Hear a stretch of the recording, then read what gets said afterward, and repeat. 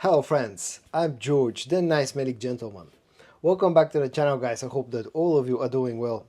It's time for your daily dose of some fragrance content, and for today I've prepared a review of a unique and a niche smelling cheapie that comes from the brand of Maison Alhambra, and it's called Exclusive Saffron.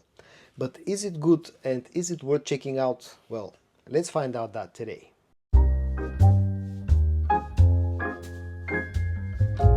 As usual, I'm going to start up by taking a quick look at the packaging and the presentation of Exclusive Saffron from Maison Alhambra.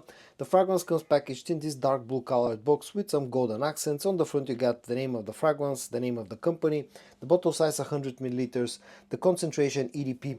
On the bottom there's a production date stamped on, but it's hard to read, and it's actually January of 2024.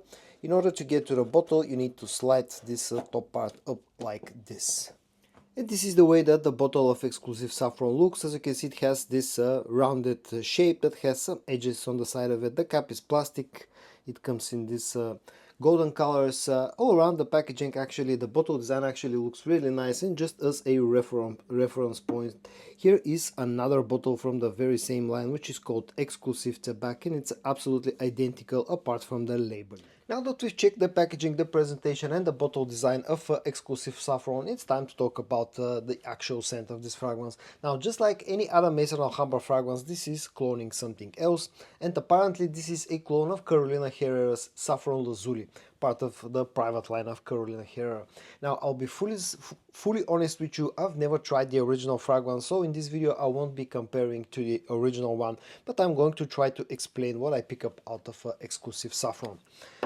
Let me show you the spray in action. The spray is actually quite good. And now let's talk about the scent of this fragrance. As I said, this is quite an unique smelling fragrance, and it opens up very spicy with a very strong saffron note, just like the name of the fragrance itself would suggest. What I also pick up in the opening of this fragrance is quite a strong fruity note, to be more exact, a black currant note. And I also pick up a strong rose note. It's quite floral in the opening. Also, there's quite a bit of woodiness somewhere in the background, and to my nose it smells like agar oud note. Also having some vanillic sweetness in the opening. It's a bit of a challenging opening, and I also pick up a sort of a boozy note in this fragrance that to me smells like a wine accord or a wine note. Now, I don't know if there's an actual wine note in this fragrance, or it's the combination of all the other things come up as a wine note, but that's what I'm picking up in the opening of this scent. Now, the first few minutes of the life of this fragrance can be a bit challenging for some people, feel a bit sharp, and the opening does indeed feel a little bit sharp, even to my nose, so keep that in mind. But after about 5 to 10 minutes, this actually starts to become an interesting mix of all the base notes. You get quite a strong vanilla note on the dry down, you get a strong leather note, the woodiness from that agar oud note is still there on the dry down. Also, the rose note is still present on the dry down of the fragrance itself. And in the deeper dry down, this even becomes a little bit powdery. Maybe there's something like a tonka bean note that's being used in this fragrance.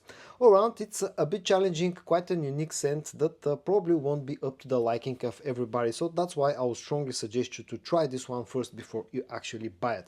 When it comes to how close this fragrance is to the original, as I said, I cannot confirm that because I've never tried the original.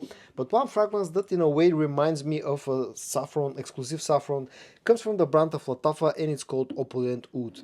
Now, it uses quite a bit of the same notes. With Opulent Oud you get a strong rose note, you get some ambery sweetness, you get an agar oud note, you get a strong saffron note, and I also pick up that sort of a wine accord in Opulent Oud as well. So that's why in the opening they feel quite close to each other, but on the dry down is actually where Exclusive Saffron turns into its own thing, mainly down to the fact that it has some tonka bean powderness and sweetness, and thanks to the leather note. When it comes to performance, Exclusive Saffron, in my experience, has been quite a strong fragrance. I've been getting about 8 to 9 hours of performance out of it, with quite loud projection in the first hour and a half, maybe even up to 2 hours.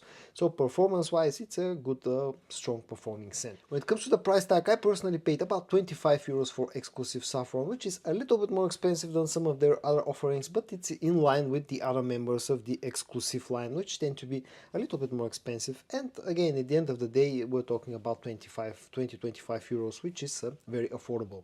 And when it comes to versatility, this is a fragrance that can be worn in the colder months of the year, definitely, you know, like something like late fall, early spring and winter time.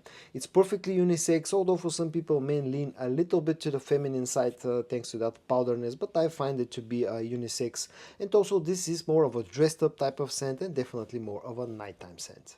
And in the end, a few final words about Exclusif Saffron from the brand of Maison Alhambra.